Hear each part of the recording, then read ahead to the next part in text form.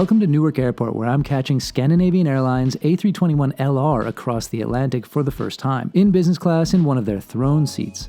I've actually been warned to avoid this product by a few people, but it's been flying a while, I haven't flown it yet, and I really wanted to check it out for myself on the way back to Scandinavia this time. So join me and let's find out if it's a good option for these longer runs, or if you're better off seeking out the wide bodies for your transatlantics.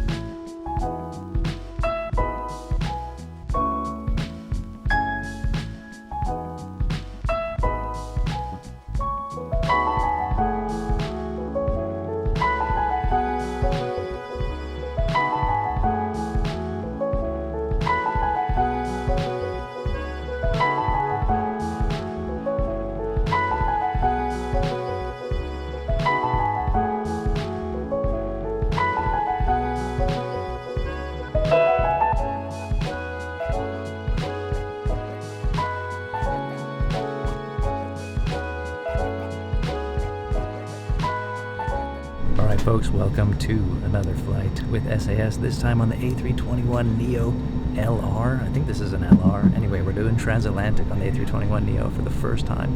They've been running these for a while now. I haven't had a chance to catch it. I checked out this cabin before on a flight radar video. I'll put it down below if you want to check it out. But this is the real deal, flying in one of these throne seats across the Atlantic, Newark to Oslo, and we're about to get going. So, I hope you enjoy. Have you tried one of these yet? Let me know in the comments if you have before you hear my verdict. I've heard mixed things, but I'm keeping an open mind. It's nice so far. So let's do this. Let's fly to Oslo.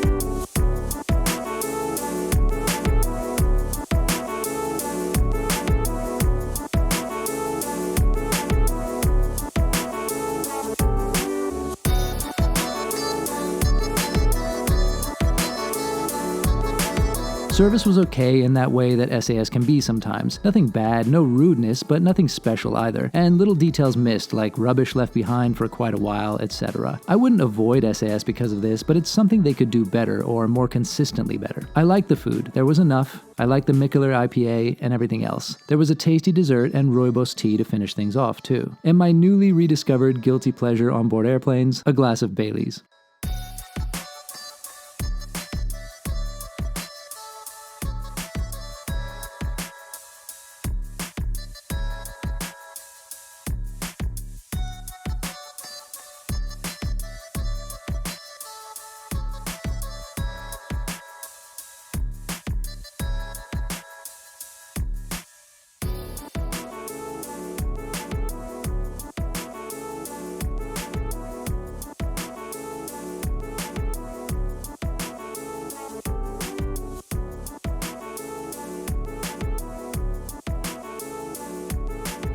So this seat is pretty good. There's a bunch of storage and counter space, really more than you'll need. You get the window and direct dial access on an A321, which is a rare treat. The screen is good and the seat is comfortable. However, when you put this in lie flat mode, a lot of your body does end up in this somewhat narrow footwell. I had enough space for my feet, but it does feel claustrophobic a bit, and it's kind of a hassle to get in and out of too. That wasn't helped by it being quite hot in the cabin, and there's just no air circulation in that footwell. It just adds to that slightly claustrophobic feeling. I slept a few hours despite that, but between the long meal service and the stuffy cabin, I probably only really managed 3.5 hours or so. This wasn't up there among my best transatlantic flights, but it was far from my worst either.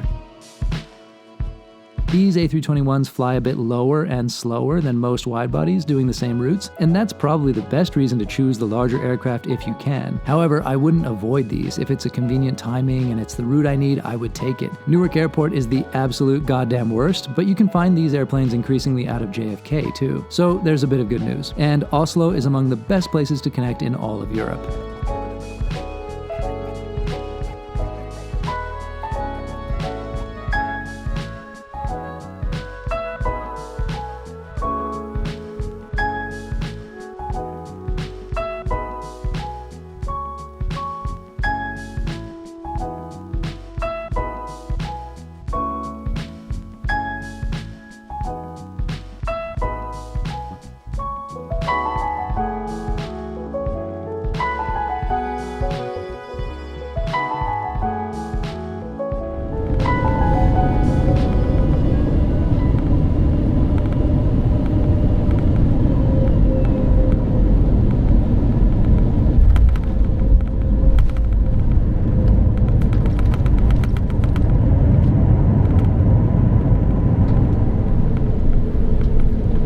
Ladies and gentlemen, welcome to Oslo, where the local time is 8:25 and we have landed 15 minutes ahead of scheduled arrival time. Okay, so short, relatively easy flight with the SAS A321LR. I mean, it was good pretty much, but I was not that impressed. I think it's much nicer to get A330 or A350. Sure, it was all fine. The service was a bit meh, food a bit meh. It feels a little bit like SAS could do more, and I don't think they really fully compete with all the other airlines flying transatlantic between New York and Europe. I think it's just a little bit more pared down, the service. A little bit too Scandi minimalist, maybe. Pleasant enough flight attendants, but yeah. And I can see why people are upset when they find that they've flown the A330 often in business and now they're on the 321. That footwell is pretty small.